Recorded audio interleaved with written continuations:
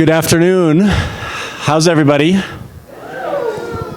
Thank you so much for being here. My name is Colin Robertson. I'm the Senior Vice President of Education and Research here at the Nevada Museum of Art, and really delighted to welcome you here today for a really wonderful program about the music score that underlies the exhibition Sea Dragons, Deep Time Sea Dragons of Nevada, which is on display on the third floor.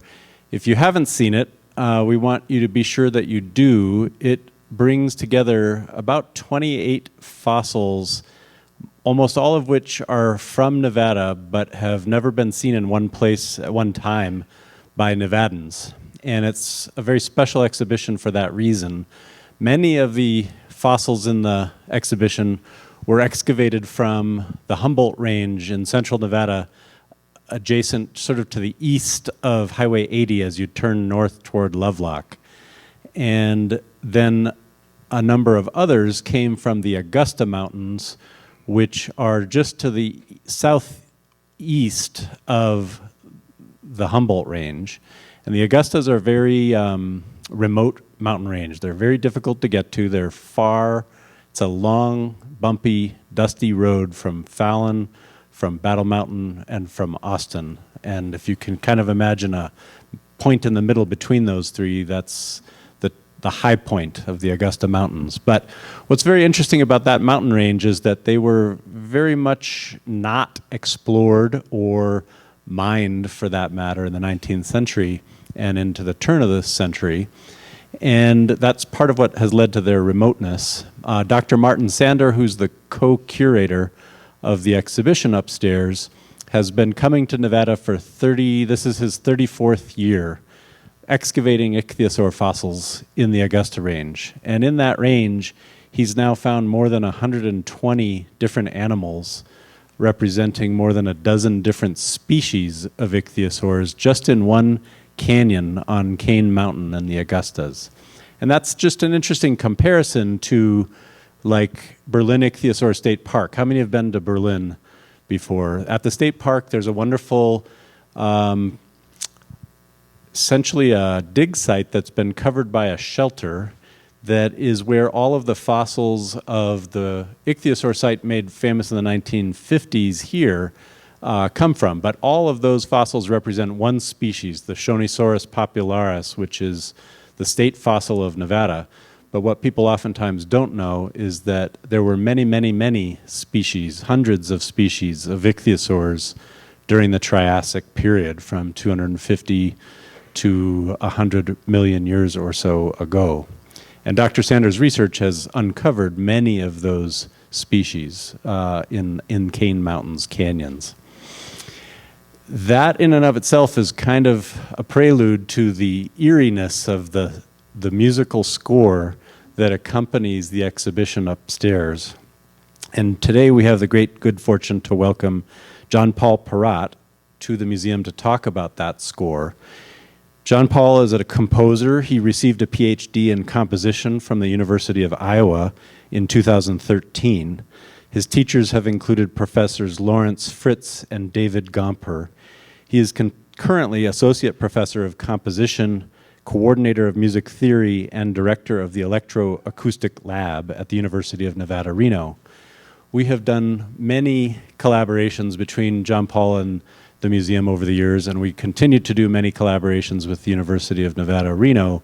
And in particular today, the Art 397 class of students from Field Methods, taught by Scott Hinton, are here today. And that continues to build the strength of the bridges between the university and the museum, which we're grateful for. Jean-Paul is actively composing with music compositions for acoustic instruments, fixed electroacoustic playback, mixed acoustic instruments and electronics, dancers, video, and live streaming of electroencephalography, or EEG data, about your heart with his partner and colleague, Gideon Buckle, who's here.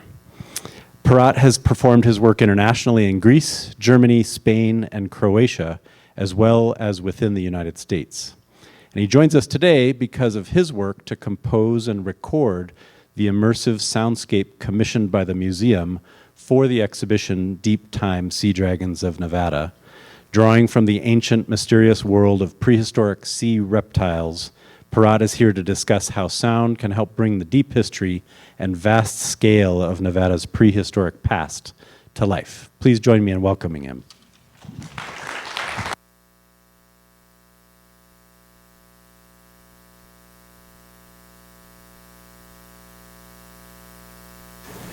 All right.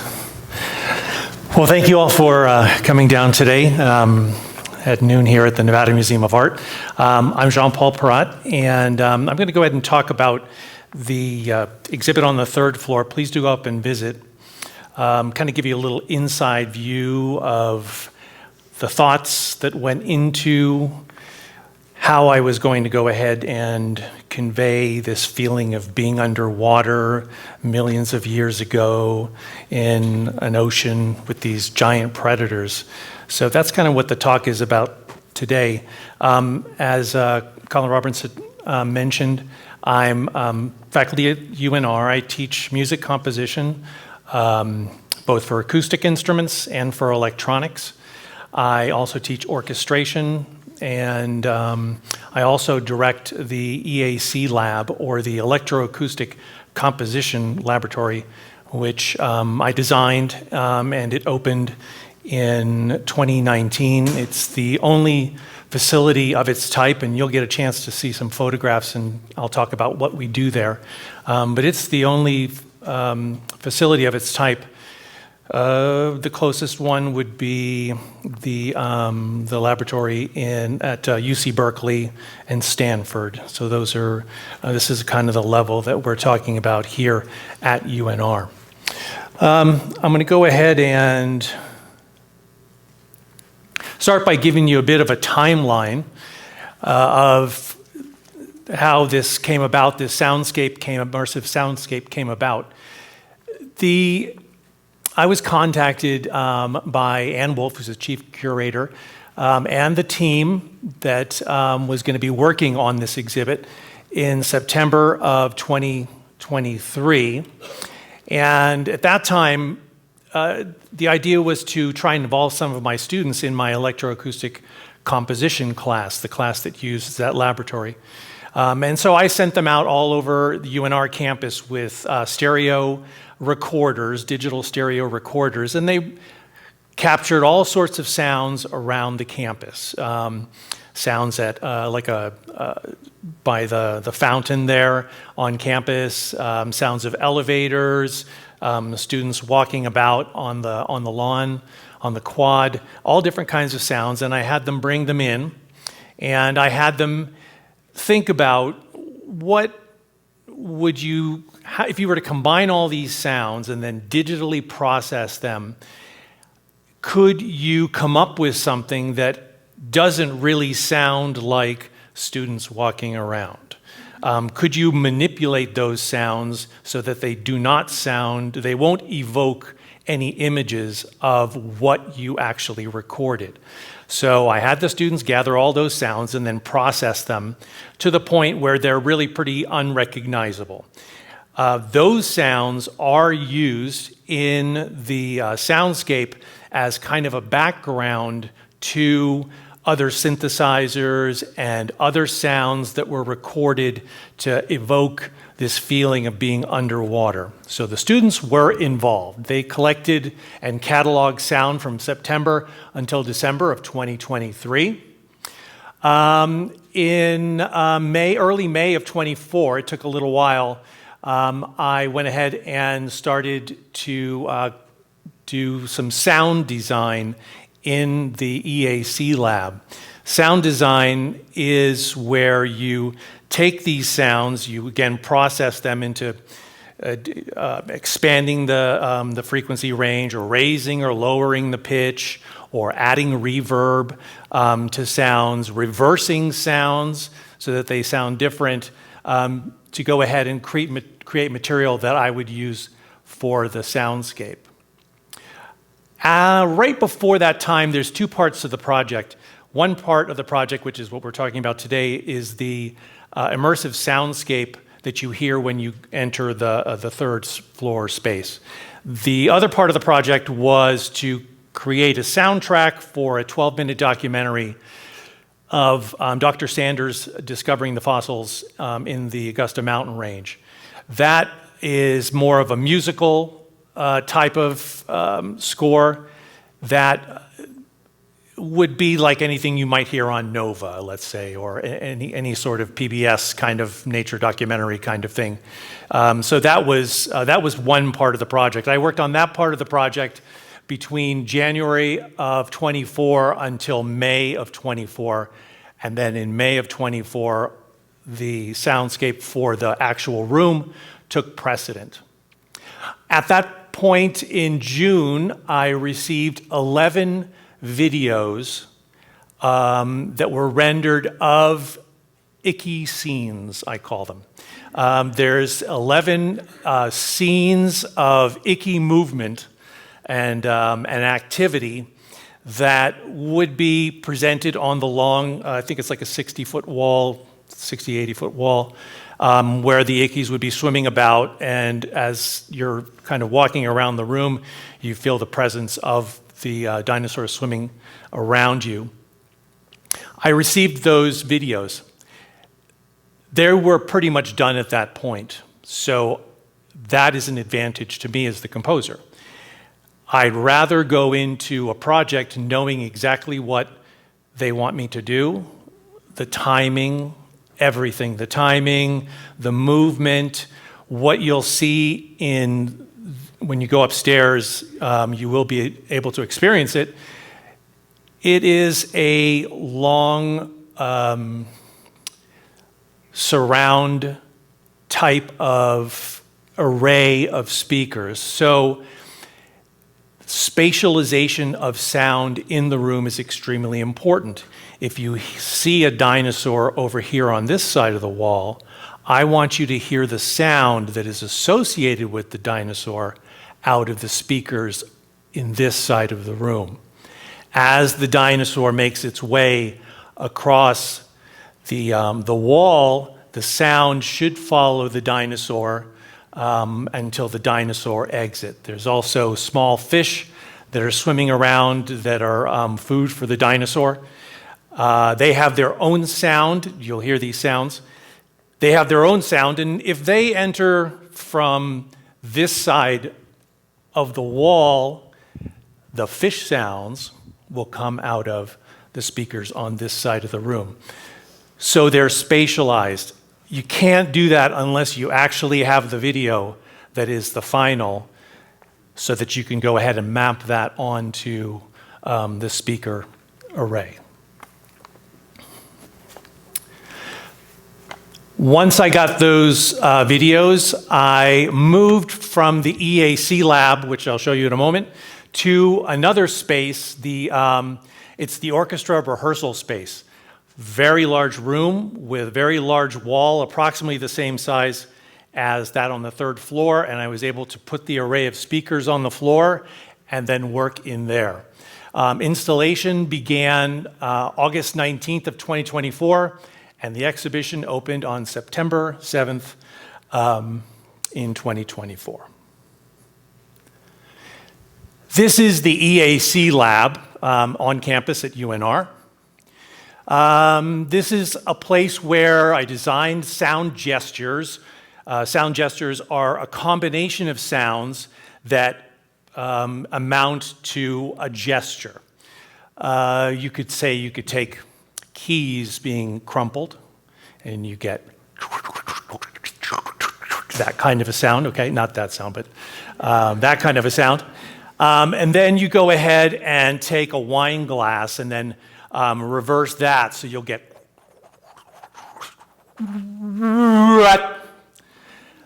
that's a gesture. So I would design these gestures and relating to the ickies swimming amongst, this is in my mind, right, amongst us, the visitor. Audio partially consists of material that were gathered by the students on UNR campus. Sound design was crafted in the EAC lab with a 6.1 speaker array. And let me go ahead and talk about that real quick. So this is the lab. first floor of the University Foundation Art Building. This is an array of 6 speakers, 6 Genelec speakers. The point 1 is a subwoofer that's underneath the desk for low frequencies. But this gives me an idea of how the sound is going to sound spread out that way. The room has, it's very, very, I designed the room, so it works the way I want it to work, but it has a very large screen right here. And that allows me to edit to film, which is really very important. It also allows me to have one scenario on the big screen and then work from the small computer here. There's another computer screen if I need. So I have multiple ways of looking at what I'm working on. There's a bit of a mess here, but those are headphones and that kind of thing. There's a mixer right here that sends audio to these 6 speakers right here. Now, there's a very big difference between this space, the proximity of those 6 speakers, and then the space on the 3rd floor with the large wall where they spread out. This was convenient. Everything was right there. It allowed me to work on the gestures, not spatialization, just the gestures. Now, why is that important to get that down first and then attack spatialization? Well, I visited the 3rd floor space with my colleague Ray Silva, who works with me at the university. And in touring the space with Ann and Caleb and Colin and everybody, we noticed that the environment that we're going to be putting sound in is not necessarily geared for sound. And that's not a bad thing, it's just reality, right? A concert hall is built for sound. A museum gallery space, not necessarily built for sound, it's for temperature control, a nice place to display the artwork, areas that you can flow in and out of because people will be walking. Those aren't considerations when you're talking about a concert hall. People are mostly seated there. So whenever you, and I tell this to my students, whenever you're going to have your work presented someplace, you need to know what you're going to be dealing with. Okay. So we went upstairs and we listened to the space. We walked around the space, viewed the wall. And one thing we noticed was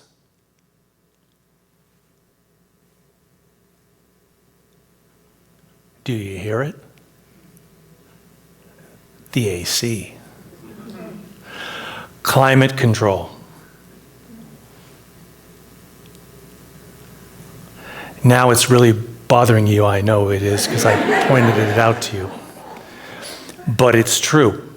So when working in a space, you have to consider those things. Okay. In listening to that,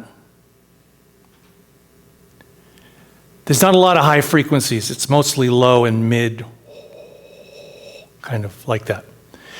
On the 3rd floor, it's mostly low frequencies. That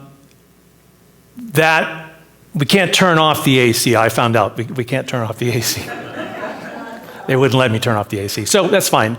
So I realized that low frequency could actually help because those low frequencies give this low, heavy weight to the room naturally, sound-wise, naturally. All I have to do is enhance it a little bit with some synthesizer action, and then compose on top of it. So that's a reality. That was one of the main issues in dealing with that space up there. But we were able to deal with it and everything was fine. Oh, the other thing. It's a very large empty space with walls that are very reflective. That's called the live room. And think about this. If I am working in this studio, which is a very dry room on purpose, a very dry room, and I add a bunch of reverb and a lot of room ambience, and then I go and then I place that on the third floor, it's going to be a wash. You're not going to really hear anything. So here's where I create the dry gestures. Then I couldn't go ahead and install on the third floor because there's an exhibit going on. So the next best thing in the same building down the hall is UFA 144, which is the orchestral rehearsal space. Now, we went from the EAC lab, transporting all I needed, which was my computer, an interface, the speakers, and Ray helped me set up the cabling and the speakers along the wall of the orchestra rehearsal space. So now I've taken the sound array, the speaker array that covered from here, let's say, to here, and then spread it out over the 60-foot wall to emulate that in a space that was available for me for the entire summer. So I went ahead and worked in there and worked on placement of sound.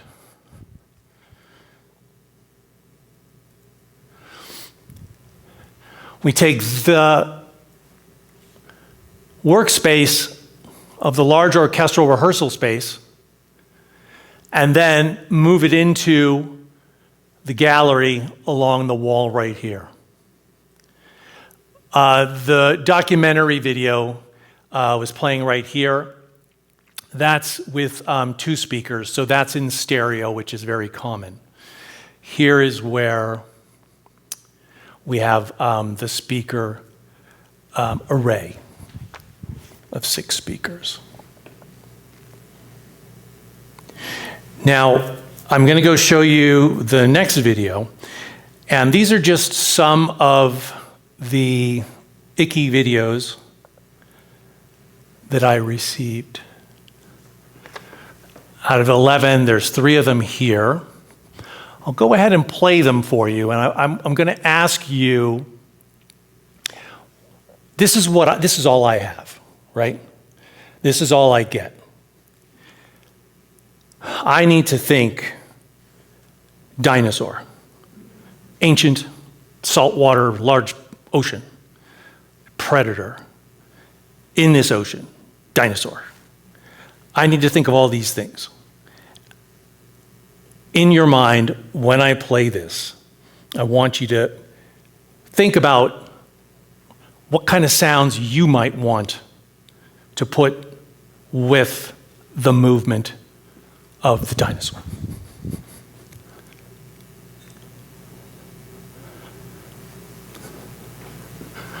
We're looking at the very first, there's 3 levels. Little fish. Oh, there he comes.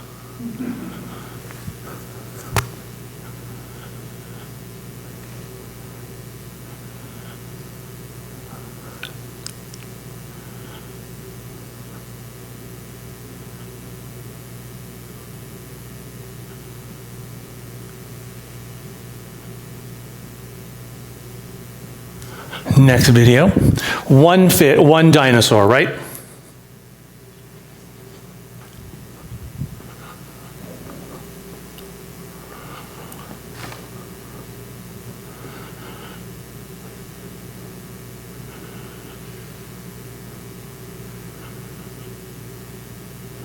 Little tiny fish swimming from that side to this side. Dinosaur. Oh, there's another one.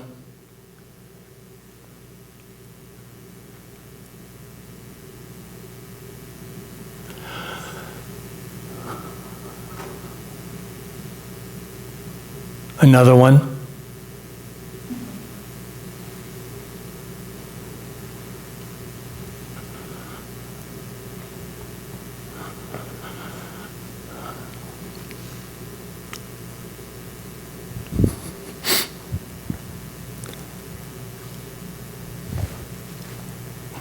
And then the final video of the 3 that I have here.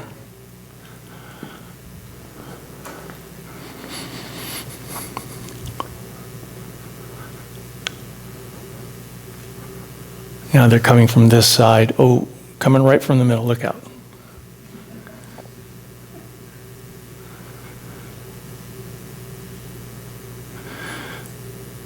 Two, maybe they're mates, I don't know.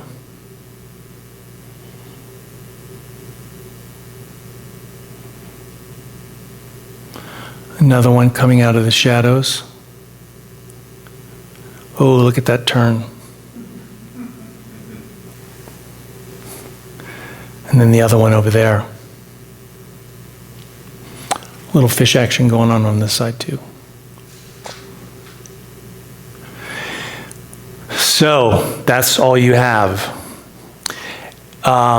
Any thoughts?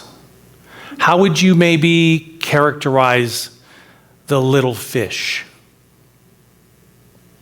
And just go ahead and say it. Yeah, speak loudly so I can hear. Any thoughts on how you might characterize? What sound would you maybe apply to the little fish? I thought of the fountain you were speaking of, something light and sprinkly, maybe. Light and sprinkly, yes, because they're small. Right. And they look like they're reflecting light kind of a thing, so it's sparkly kind of, yeah. Yep.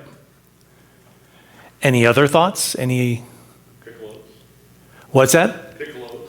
Piccolos, okay. If we were using natural instruments, yeah, I think that would make a lot of sense. High frequency, small. Now, here's another thing. Wow, let's even take the piccolo a little further. I didn't use any, by the way, no real instruments were harmed in this composition at all. So they're all synthesizers and they can handle it. But think about the piccolo or the flute even in a way that you don't normally think of the piccolo or the flute, and that's how my brain works, right?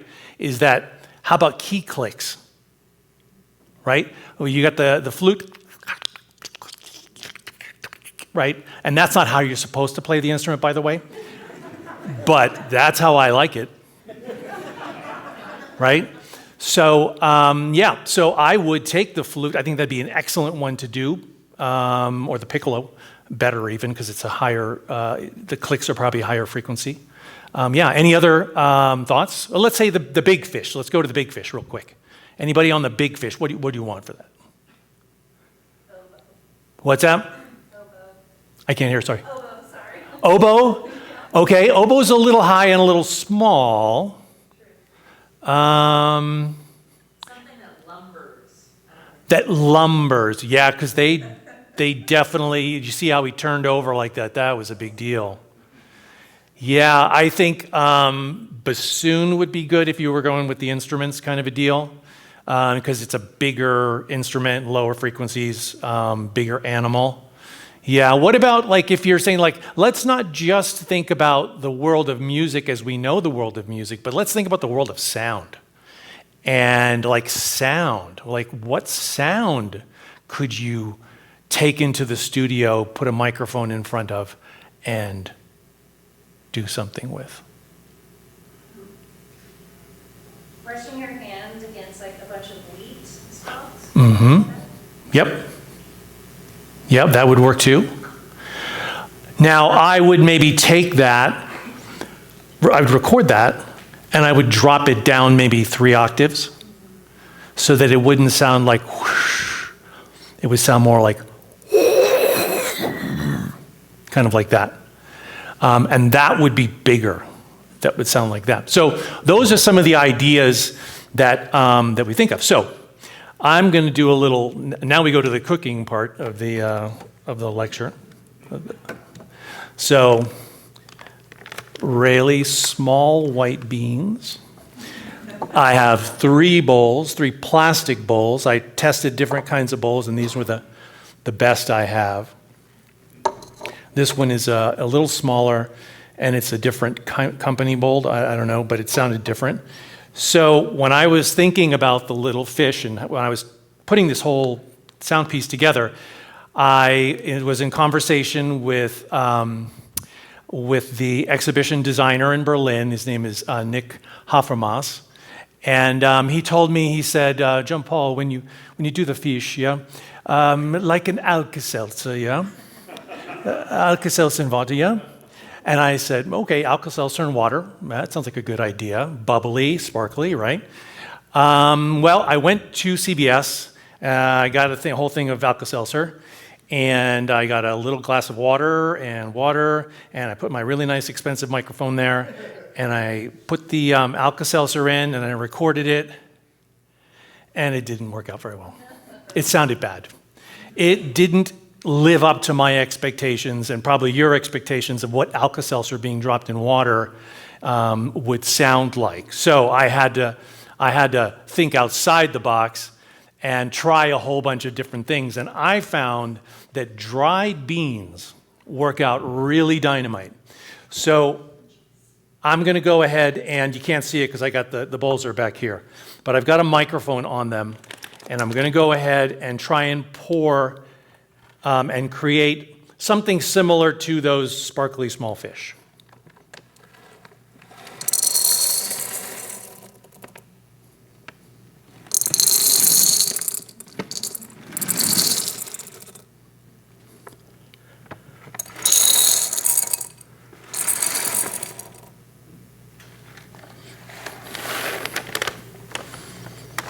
Thank you.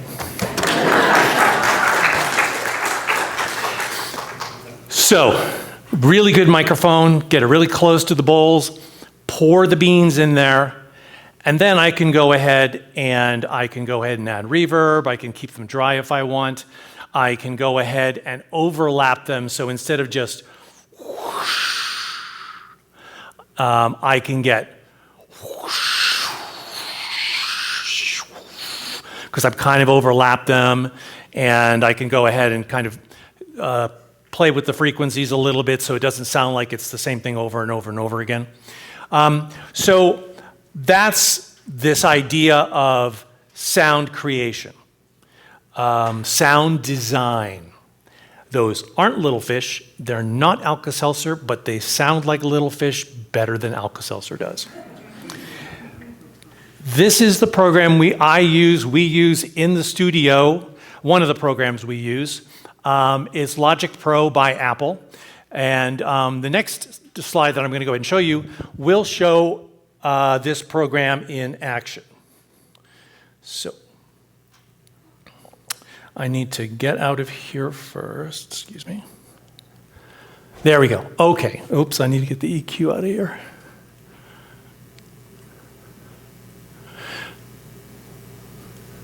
All right. So this is Logic Pro. It's a digital audio workstation.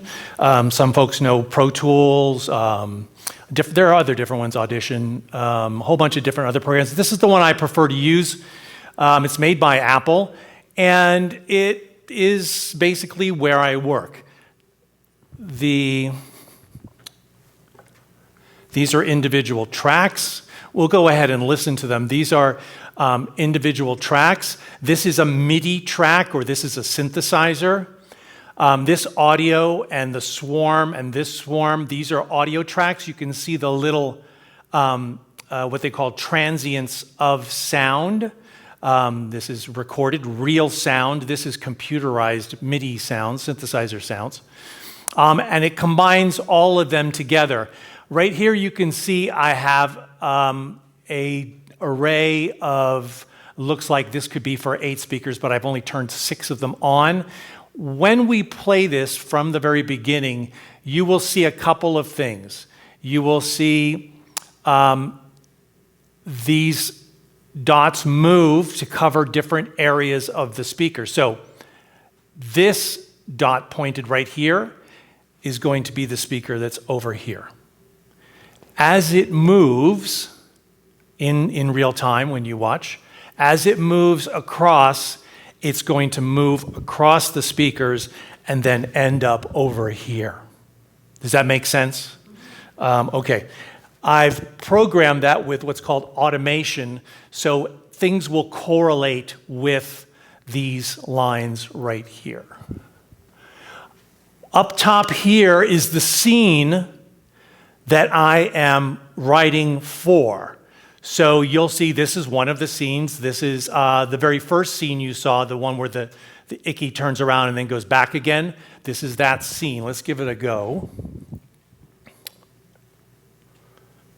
I need to go back. Oh, hold on. There we go. Okay, here we go.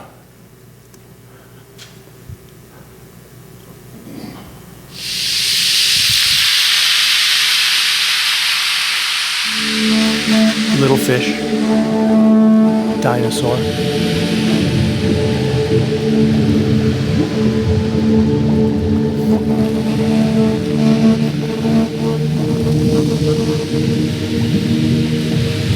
Now he's coming back. See the speaker? He's going to follow him back.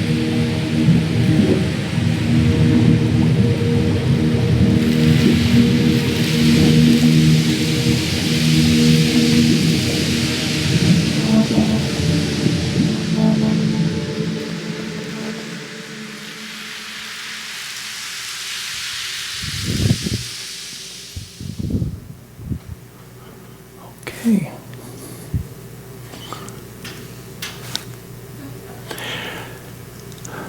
So that's how all of these things come together. There's 11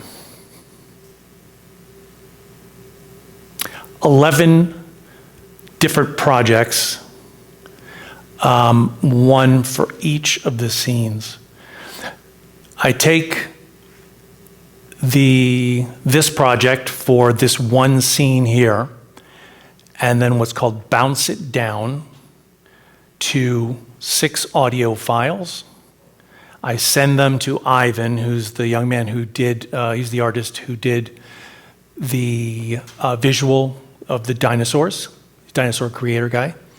And I send it to him, and he then assigns it in a program so that it correlates with the video as it's going out over on the wall.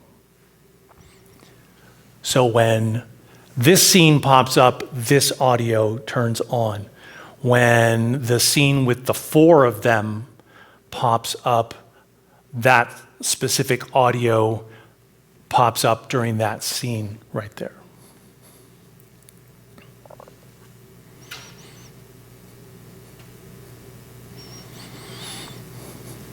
Now,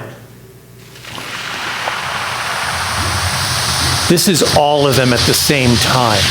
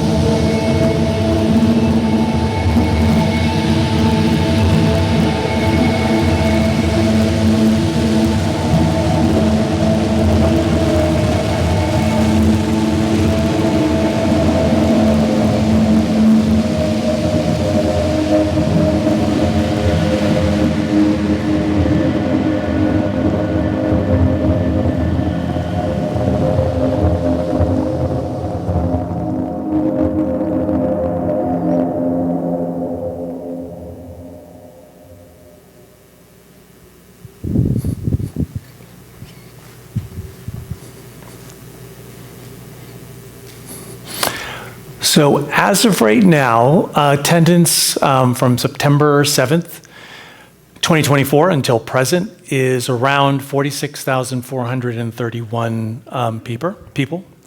And that's really, for me, that's really dynamite because that means a lot of people have seen 2 of my pieces of music and experienced 2 of them.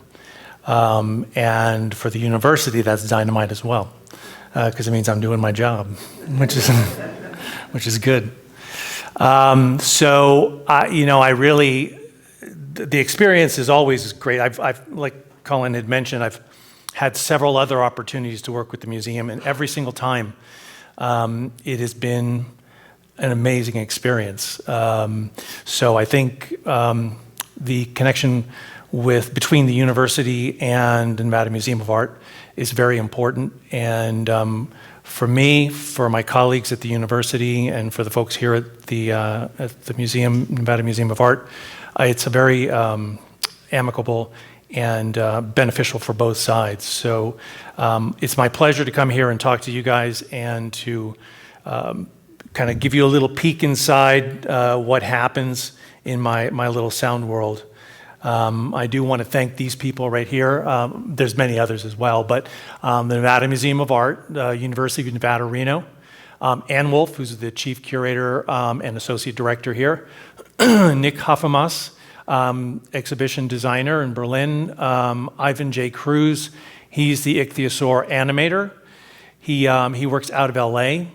And Ray Silva, who's our music technology supervisor at UNR, and Caleb Temple here as well, the technical support manager here at the Nevada Museum of Art. All these people, you can't really do these things by yourself. It's just too much to do, and I don't really know everything. So I really need and rely on other people to set me straight occasionally. And yeah, it's been a really great experience. So thank you all for coming out. If you have any questions, yeah. Thank you. Thank you so much.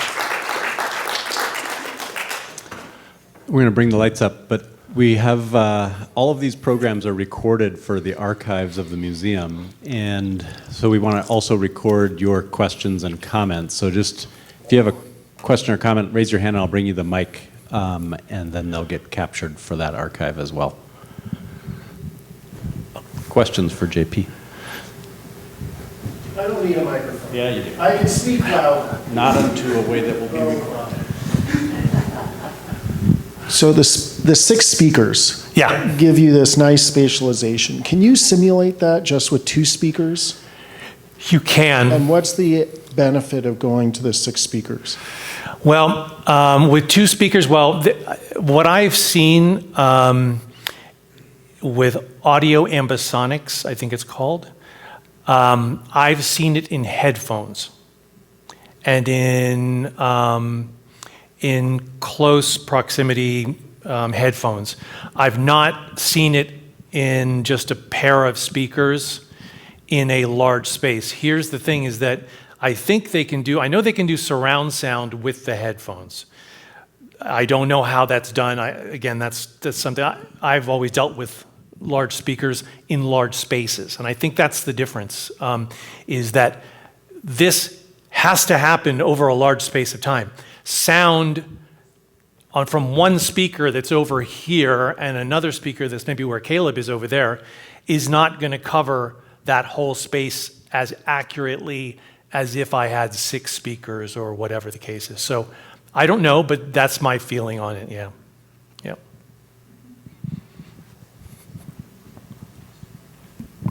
Okay, 2 questions. First off, the bounce feature, does that bring everything down, all your little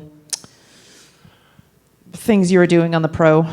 Yep. So it brings it down and makes it smaller in order to ship it? Is that what it's doing? So what it does is there are 6 tracks, right? Uh-huh. And each track is assigned to send information according to the way I draw it on that track to one of the 6 speakers. So it may start, this track may start on this speaker here, and over time, it goes to this speaker here, and then maybe back down again to that speaker.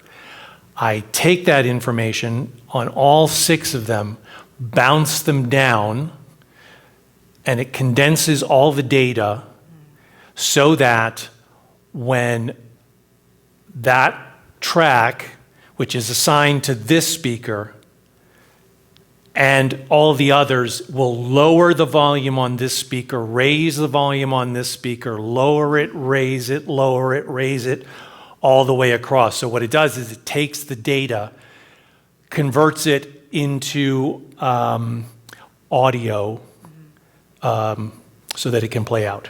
I think that's the best way I can describe it. Yeah. Okay, technical. Sorry. That's okay. And then the dry, you were saying the dry gestures. Does that just mean that's exactly how it sounded when you recorded it? I don't know what the dry means. Dry. It's hard to do that here. If you were, like, so instance, when you go into the shower and sing, right? Boy, it sounds good. It's really live, and it really, it fills up the room. You would be really shocked to hear your voice, and I know this for a fact because I work with my professor, Lawrence Fritz, at the University of Iowa. I did research for him in an anechoic chamber, which is a space where sound, it's a completely dead room. You've never heard anything, you've never heard yourself in that room. John Cage, when he wrote 4 minutes and 33 seconds, experienced the one at Harvard University, and he said he could hear the blood rushing through his head. It's true, you can. I've been there. Not the Harvard one, but the one at Iowa. And what that space is that there is no ambience. It's purely the sound with no effect at all. That is what I strive for in the design of the EAC. Now, not completely, because that kind of screws with things, but something that is not going to cause problems. So that if I need reverb, I can add it. You can't have reverb and then take it away. It doesn't work that way. So we want to start with dry, and then in the space in the gallery up there, not add much reverb, because the room's going to do it, and just leave it like that. Or if it was not quite so live, add a little bit more reverb so it fills it up. Okay? Any other questions, anybody? Yeah. He's got the mic. So I know that low frequencies are mostly omnidirectional. Yeah. But what I'm wondering is, it seems limited with just one sub, because wouldn't you want also some movement for low frequency sounds, such as the large dinosaur? So, okay, that's an excellent question. Now, I'm going to take the two scenarios where this played out. In the EAC lab, which you know because you work in there now, it's not a very big room. So you don't need directional for the low frequencies because the waves are big enough that they just fill up the space, right? In a larger concert hall, you will have two. One on one side of the stage or in front of the stage, and then one on the other, because you need to fill up that whole concert space, right? That room, low frequencies boom in that room. So I didn't even need one. So I did not even, there's no subwoofer up there. If you take a look, it's all those just the 6 Genelec speakers on the floor. So in that space, because of that, I didn't need to factor in a subwoofer for the low frequencies. Yeah. Yeah. Any other questions or? We want to invite you to go to the third floor galleries and see the composition in action, because I think it will be very different based on Jean-Paul's presentation today. And please join me in thanking him for being here today. Thank you. Thank you. There's a good deal of public programming related to the ichthyosaur exhibition throughout the remainder of the fall, but we also want you to remember to bring family and friends to see it, because these 28 fossils have not been together in one place before, and not likely to be in one place together again, at least during this epoch. So come back and enjoy the exhibition. Thank you so much.